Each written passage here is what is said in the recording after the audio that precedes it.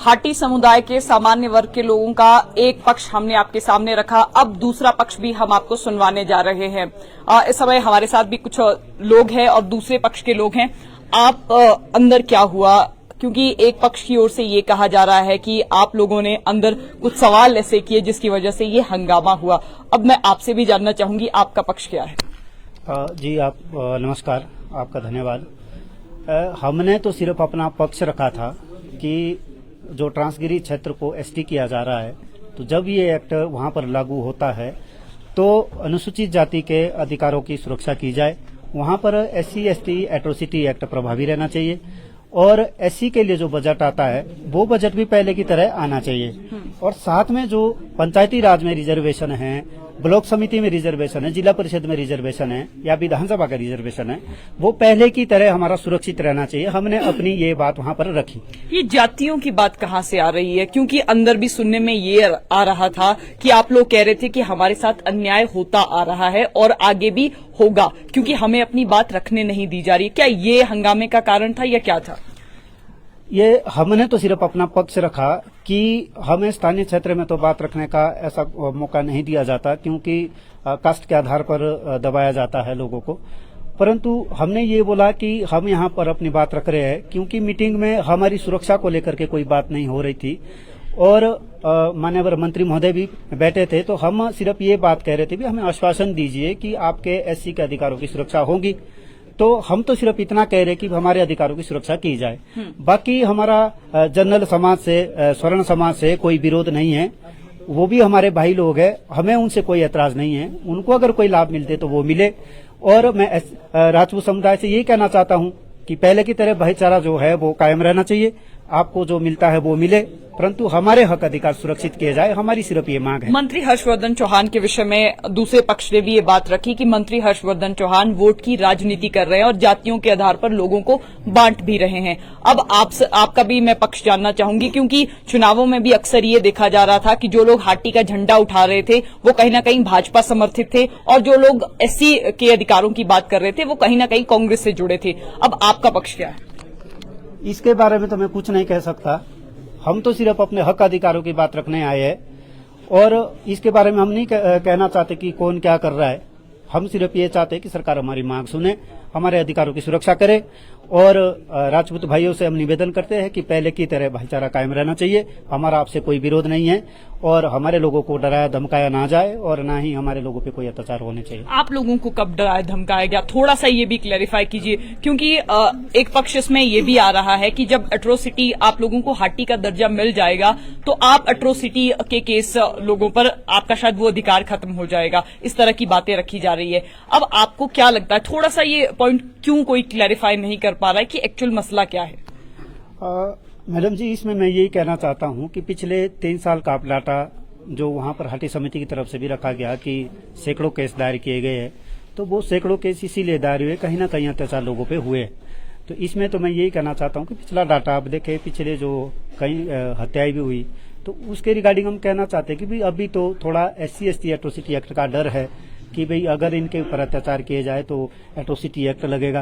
परंतु जब ये एक्ट वहां पर निष्प्रभावी होगा तो मुझे ऐसा लगता है कि हमारे समाज के ऊपर अत्याचार बढ़ सकते हैं। भाई साहब, आप बताइए जरा, आपको क्या लगता है? क्योंकि बार बार आपने भी कई बार कॉन्फ्रेंस की थी कि हाटी का दर्जा तो मिलना चाहिए लेकिन SC के अधिकार सुरक्षित रहने चाहिए। आज मीटिंग में क्या हुआ? क्योंकि बहुत सारे अधिकारी भी वहां मौजूद थे, मंत्री मौजूद थे, लेकिन आप लोग बहस कर रहे थे, हल क्यों नहीं निकला? देखिए, मीटिंग के अंदर जो बातचीत हुई उसमें ट्राइबल मिनिस्टर जी ने भी माना और जो सेक्रेटरी साहब थे उन्होंने भी माना कि इन्हें 2 में से एक ही दर्जा मिलेगा, या तो इन लोगों को SC मिल सकता है या इन लोगों को ST मिल सकता है। आपको डबल बेनिफिट नहीं मिलेगा। OBC का भी उन्होंने सेम बताया, आपको या तो OBC मिलेगा या फिर आपको ST मिलेगा, दोनों बेनिफिट आपको नहीं मिलेंगे। इसके साथ उन्होंने ये भी बोला कि यहाँ पे एट्रोसिटी एक्ट प्रभावी नहीं रहेगा। यानी जितनी भी हमारी शंकाएं थी उसको बिल्कुल प्रूव किया। इस मीटिंग के अंदर बिल्कुल वो प्रूव हुए, हम बिल्कुल सही जा रहे थे और जितनी भी हमें शंकाएं थी वो बिल्कुल सही थी। उसके बाद हमारे प्रधान जी एक ही इन्होंने ही अपनी बात रखी सारी। हाटी के हो सकता है वहां पे 10-15 लोगों ने बात रखी हो, लेकिन इन्होंने ही बात रखी। लेकिन प्रॉब्लम वहां पे खड़ी हो गई जब ये तीसरी बार इन्होंने अपनी बात रखने की कोशिश की। और बात ये थी, बात वहां पे नई बात उठी थी कि हम दिल्ली जाएंगे। उद्योग मंत्री साहब ने बोला कि दिल्ली जाएंगे और दिल्ली में जो फाइल है उसका जल्दी से निपटारा करेंगे। तो हम लोग भी अपनी बात वहां पे तीसरी बार ये रखना चाह रहे थे कि हम लोग भी दिल्ली जाएंगे आपके साथ, क्योंकि हमारे भी अधिकार हैं, हमें भी अपने अधिकार बचाने, हमें भी अपने अधिकारों की चिंता है। लेकिन उस बात को लेके जो सामने वाले थे, जो हाटी थे, राजपूत समाज के लोग थे, वो लोग भड़क गए कि हम इसको सुनने आए हैं। इस तरीके से उन्होंने बात की, हम इसको सुनने आए हैं, यहाँ पे हमारी बात नहीं सुन रहे हैं, हम लोग तो बाहर जा रहे हैं, वॉकआउट करो, सारे बात चले गए। तो ये बात थी सारी। अब आपको क्या लग रहा है, क्योंकि क्लेरिफाई आप लोग क्यों नहीं कर पा रहे? साथ में जब आप लोगों को बैठक के लिए बुलाया गया था तो वहां पक्ष रखने की बात थी। अब जब आप लोग कह रहे हैं दिल्ली भी जाएंगे, अब ये भी जरा क्लेरिफाई कीजिए कि हाटी का दर्जा आप चाह रहे हैं क्लियरली मिलना चाहिए। और दूसरा सवाल बार बार यही आ रहा है कि मंत्री आप सभी वर्गों के लोगों को, क्योंकि दूसरे पक्ष ने ये विचार रखा कि वोट बैंक की तरह इस्तेमाल कर रहे हैं। Do you agree? देखिए, राजनीति अपनी जगह पे है और ये जो हाटी की लड़ाई है ये अपनी जगह पे है। ना तो कोई मंत्री और ना ही कोई प्रधानमंत्री या कोई भी हो किसी को कोई भड़का नहीं सकता, बहका नहीं सकता है। हम लोगों ने जो रिसर्च की है उस रिसर्च ने प्रूव किया है, जितने भी आंकड़े हमने रखे उसमें ये प्रूव हो चुका है कि हमारे अधिकारों के ऊपर खतरे की घंटी है। जब आपने कॉन्फ्रेंस की थी, आपकी रिसर्च तो ये भी कह रही थी कि हाटियों को दर्जा नहीं मिलना चाहिए, आप लोगों को हाटी का। तो अब ये रिसर्च फेल क्यों हो रही है? देखिए, हमने कहीं पे भी ये डिमांड नहीं की कि हम लोगों को एसटी का दर्जा नहीं चाहिए। हमने जितनी भी रिप्रेजेंटेशन भेजी उसमें ये बोला कि हम लोगों के अधिकारों को बचाओ, हमारे अधिकारों को बचाओ, हमारा एट्रोसिटी एक्ट बचाओ, हमारा रिजर्वेशन बचाओ, हमारा जितने भी अधिकार जा रहे बचाओ। लेकिन आप लोगों ने क्या किया? आप लोगों ने सीधा एक्सक्लूड कर दिया। एक्सक्लूड के लिए हमने कभी बोला ही नहीं था, हमने अधिकारों को बोला था। एक्सक्लूड के बावजूद भी हमारे अधिकार नहीं बचते हैं। आपने एक्सक्लूड कर दिया, वो कोई समाधान नहीं था।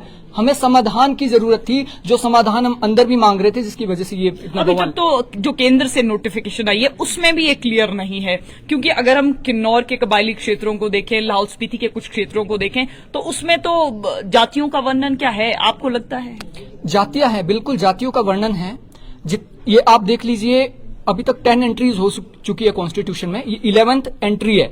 ये पहला ऐसा केस है, अमेंडमेंट है जिसमें जातियों का वर्णन नहीं है। हमने छत्तीसगढ़ का देखा, हमने तमिलनाडु का देखा, उसमें पूरी जातियों का मेंशन किया गया कि इन जातियों को। अब तो राज्य सरकार प्रबंध करेगी ना? राज्य सरकार तब तक कुछ नहीं कर सकती जब तक सेंटर से क्लैरिफिकेशन नहीं आएगी। और उसी क्लैरिफिकेशन की वो बात चली थी कि दिल्ली जाके वो क्लैरिफिकेशन आप लोग जाएंगे दिल्ली? जी, हम बिल्कुल जाएंगे दिल्ली। हम लोगों को अपने अधिकारों की सुरक्षा जब तक नहीं हो जाती, हम तब तक पीछे नहीं हटेंगे। हाटी समुदाय का ये दूसरा पक्ष था जिसमें हमने एससी समाज के लोगों को भी, उनसे भी बातचीत की। तो फिलहाल आपने दोनों पक्ष सुने। हाटी समुदाय के विषय में आपकी क्या राय है, आप हमें जरूर लिखिए। तो फिलहाल संवाद भारत में अभी के लिए बस इतना ही।